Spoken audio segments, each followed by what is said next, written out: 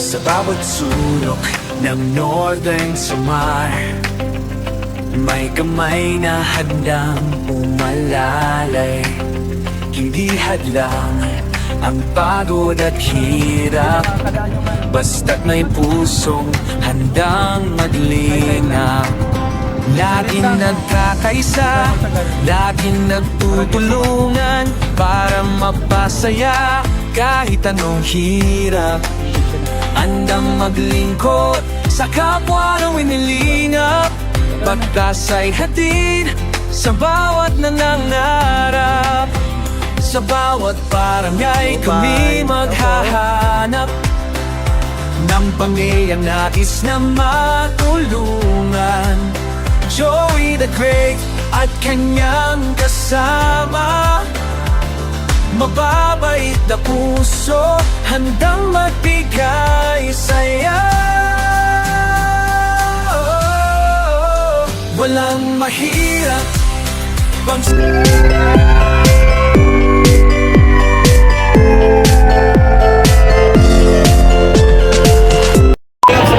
Nelson TV Official. So much.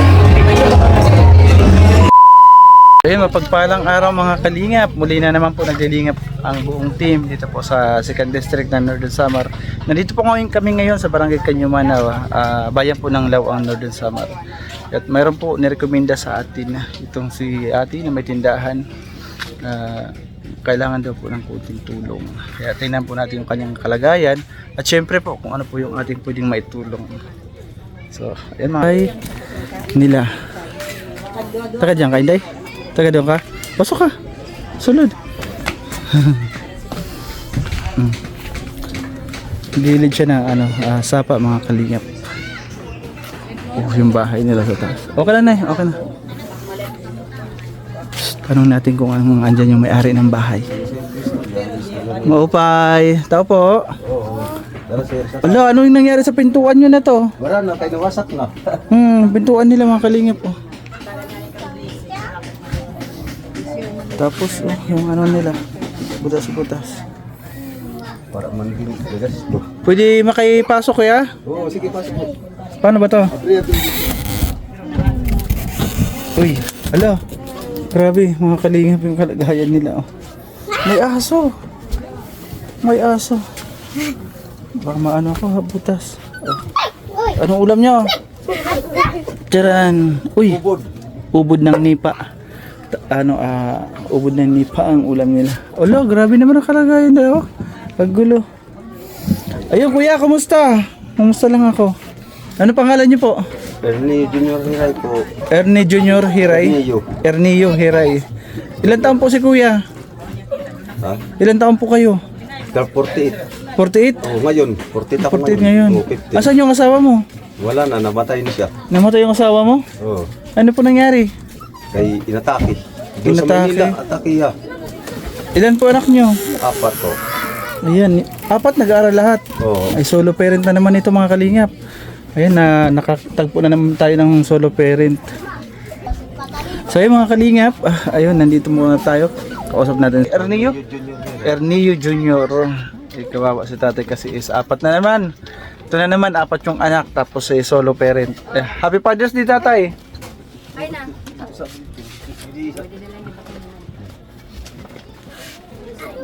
Salamat po. Diyan mo na sa ilar mo din. Pwede na, igata ko sa iyo, bahal ko. Doon yung butang. And happy Father's Day tatay sa inyo. Asan mga anak mo lahat? Nandito yung 3. Asan yung isa? Ano to, naggumala. Gumala. Ayan, ano po yung trabaho ni tatay? Naghahanap buhay lang sa dagat pag ano. Dagat. Anong huli nyo? Isda? Kinis. Alimango. Kinis, o pasay.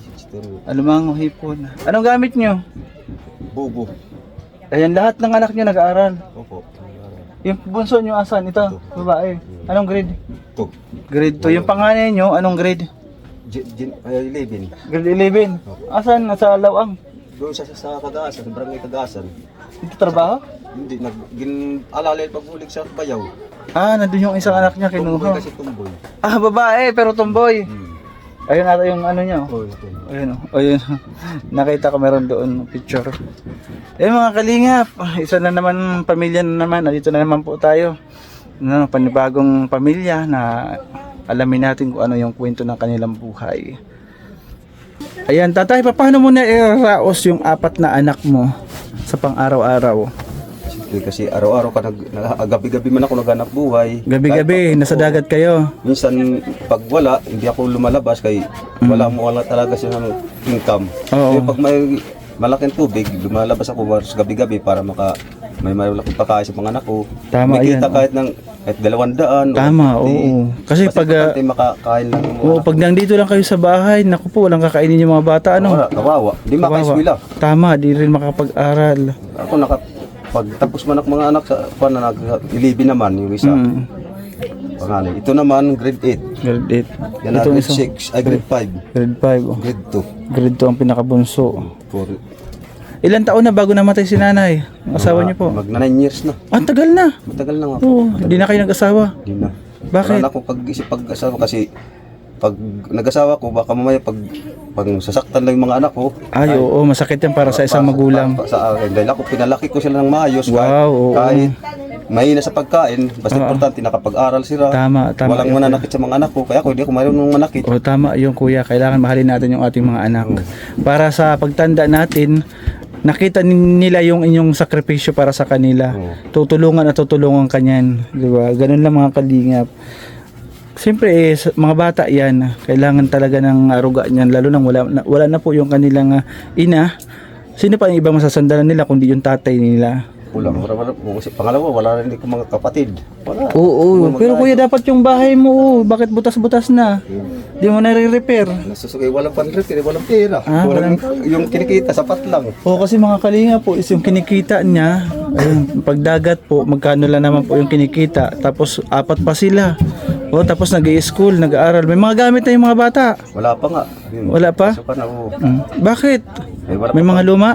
May mga luma sila sa grade 5 pa siya, grade 3. May Oo. mga gamit pa lang ng mga elementary. Tapos ito naman sa grade 8, may pa siya mga ibang notebook, yun lang ang gagamitin. Oo.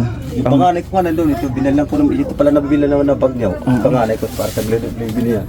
Ah, ito. Isa lang nabilhan mo, yung panganay mo pa lang. Oo, yung panganay pa lang, kasi doon lang ang naipon-ipunan man ng kunti. Nag-ipon ka para sa panganay mo. Paano naman siya para sa tatlo mo? Kaya ipon yan uli, nag-iipon ulit. Ah, Para bali- makabili rin sila. Gamitin mo muna yung luma nila. Oo. Oh, maganda yung bag, oh. Sa panganay niya daw yan sa grade 11. Tutuwa yan yung anak mo. Ay, naku tatay, ano, yung may ilaw, may solar ka, wala kang ilaw? Wala. Solar lang. May kuryente rin ako pinutol dahil hinatak yung kontador kaya wala binayad. Hindi, si tatay daw. May kuryente si tatay pero pinutol lang ng kontador niya kasi hindi siya nakapagbayad. Kawawa naman talaga to. Ay, tatay, hindi ka na patagalin ha. Bigas po, galing kay Ate Bit Jones. Salamat po, maraming salamat. At syempre, magbibigay rin tayo ng pang-ulam galing ng mga tukay ati. Ito po Ate Bertos, isang pamilya naman po yung ating hahandugan para sa pagmamahal mo. Ito tatay, galing kay Ate Bertos Woman. Maraming salamat po. Ano pa masasabi ninyo? Maraming salamat po Ate Bit sa tulong mo sa amin na may Kay Ate Bit Jones yung bigas po. Yan po na 500 kay Ate Bertos Woman. Maraming salamat po Ate Berto sa malaking tulong mo para sa amin na mahihirap. Anong ibibili mo dyan? Bibili ko to ng ulam mamayang hapon at saka yung iba bibili ko ng notebook. Yun. Lapis. Ay grabe, oy, ayun. Mag-aaral na kayo, may notebook na kayo pambili, oh. Wala ka pa notebook? May notebook ka na? Wala? Ikaw, may notebook ka na?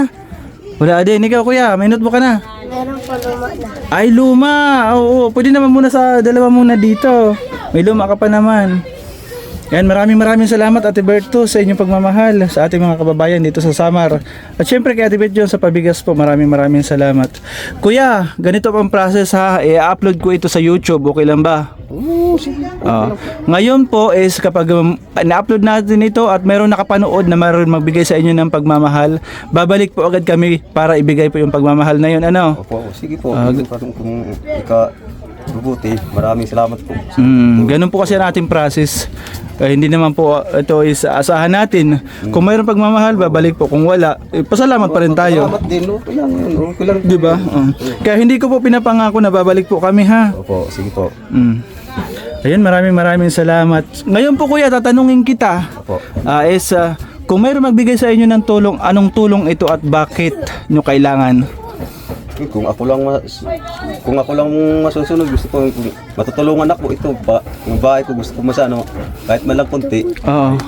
Yung bahay mo ang priority mo. Oh, kasi kawawa yung mga anak ko kapag umalis ako, panay ako Oo, kasi mag-aalala ka kung anong nangyari sa kanila. Oo. Lalo na kung sa gabi kasi papasukin sila dito, lang harang nila. So ayun. konti. So ay ano ka? Ano? Nasong kayo. Inasong kayo? Binawakwak daw sila. Gamit nila. Bakit? Oo, kasi ang harang mga kalinga po, yan lang ang harang. Isang plywood na sira. Yan lang hinarang. Wala na talaga dito harang, butas na. So ayun mga kalinga, tatay, maraming salamat ha. At sa paunlak sa inyong munting tahanan. Salamat sa pagpapatuloy sa akin ha. Pasensya na kayo, yan lamang aking nakayanan ha. Okay na po to. Maraming din salamat po sa lahat na tumutulong sa mga tulad sa amin na mahirap. Maraming salamat po. Ayan. Lahat. Oo. Ayan. Stop muna na. Salamat Ate Bidjon sa pabigas. Siyempre salamat po Ma'am Bertus Maman. Ate Bertus Maman, maraming salamat. Siyempre po sa lagi po nandiyan mga nakasuporta po sa atin, sa ating live, sa ating premiere. Maraming salamat po. Lagi po kayo nandiyan. Kay sana. Ayun, maraming salamat kay Manay Tiri. Maraming salamat Ate Bit Jones. Maraming salamat kay Kishnell Channel. Maraming salamat kay Tropa Love Hearts. Thank you po sa laging support niyo sa amin. Kay Ma'am MBHR, kay Ate Pinky Papay, maraming salamat po. Kay Ate Eileen, Singapore Mix Love, kay Ate Grace, Kalingap Vlog Grace, maraming salamat po. At syempre po sa lahat po ng nanonood na aking premiere, ng aking live, at sa mga nagpapakulay. Maraming salamat po mga Kalingap. Sa akin ng mga nagpapakulay na lagi po nandiyan rin. Maraming salamat Ate Nilis Spurgeon, maraming salamat kay Ate Sally Lurk, maraming salamat Ate Sally, kay Kishnell Channel, maraming salamat, at syempre kay Ate Bertos Woman, maraming salamat.